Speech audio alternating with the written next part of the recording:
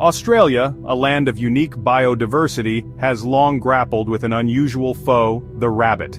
These small, fluffy creatures, often seen as symbols of fertility and innocence, have become one of the most destructive invasive species in the country. Their story is one of unintended consequences and ecological imbalance. Introduced in the 19th century by European settlers who missed the familiar sight of rabbits from their homeland, these seemingly innocuous creatures have wreaked havoc on the continent's delicate ecosystems and economy. The initial introduction was meant to provide a source of food and sport, but it quickly spiraled out of control. With no natural predators and a favorable climate, the rabbit population exploded. Within a few decades, millions of rabbits were burrowing through the Australian landscape, causing widespread destruction. This essay delves into the history of this furry fiasco, exploring the reasons behind their explosive population growth, the devastating consequences, and the ongoing battle to manage their numbers. The story of rabbits in Australia is a cautionary tale of unintended consequences, highlighting the profound impact human actions can have on the natural world. The rabbit's voracious appetite led to the decimation of native plants, which in turn affected the animals that depended on those plants for survival. Soil erosion became rampant as the vegetation cover was stripped away.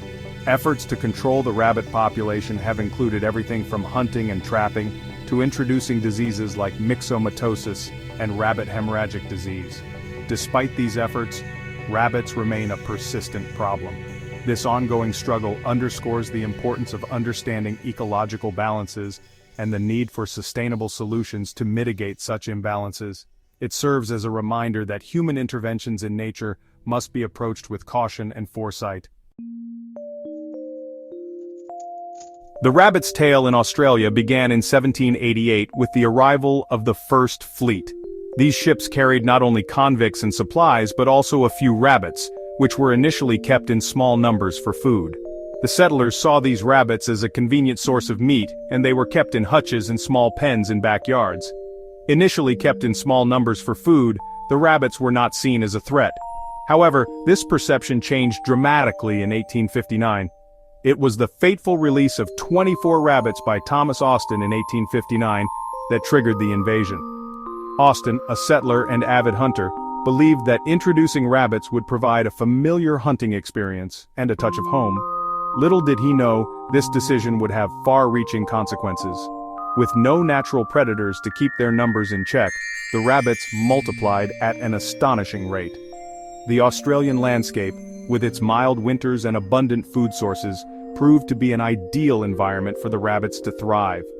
They quickly spread across the countryside, their population growing exponentially. Within decades, they had colonized vast swaths of the continent, their numbers swelling into the millions. The rabbits' rapid expansion was unprecedented, and they began to have a significant impact on the environment. They competed with native species for food and habitat, leading to a decline in biodiversity. This rapid proliferation is a stark example of how introduced species, when freed from the constraints of their native ecosystems, can become a significant threat to their new environment. The rabbit's presence in Australia has led to severe soil erosion, loss of native plant species, and a dramatic alteration of the landscape.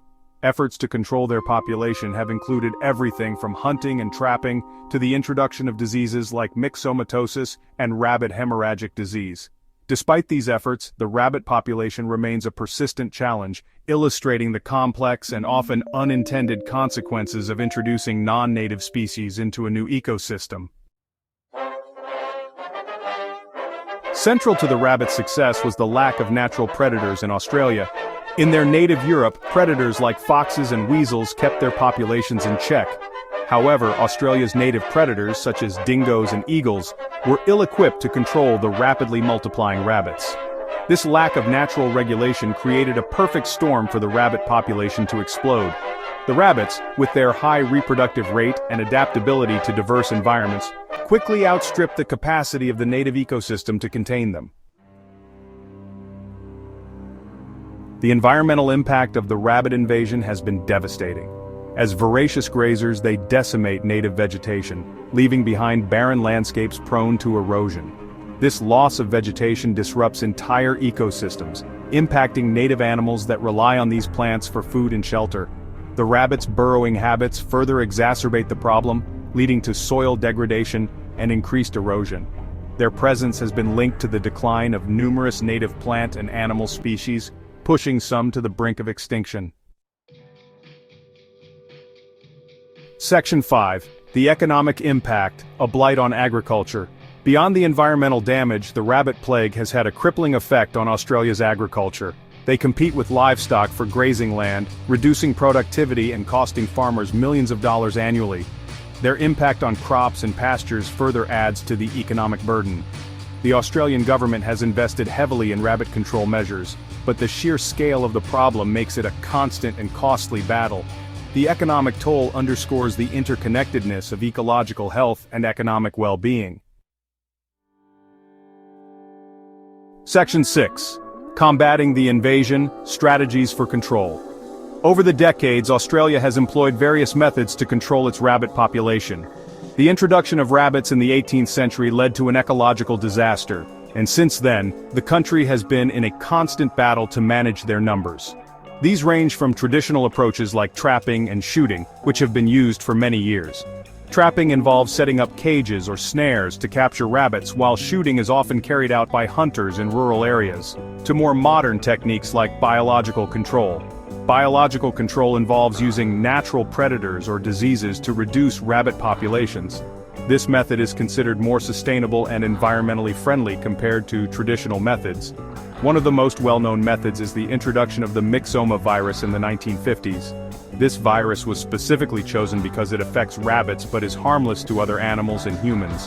While initially effective, the virus's impact has waned as rabbits developed resistance. Over time, the rabbit population began to recover, leading scientists to search for new solutions. This highlights the challenges of biological control, where the constant evolutionary arms race between pest and control agent requires ongoing research and adaptation. Scientists continue to explore new biological agents and genetic techniques to stay ahead in this ongoing battle. The impact of rabbits on agriculture and native ecosystems is profound. They cause significant damage to crops, leading to economic losses for farmers.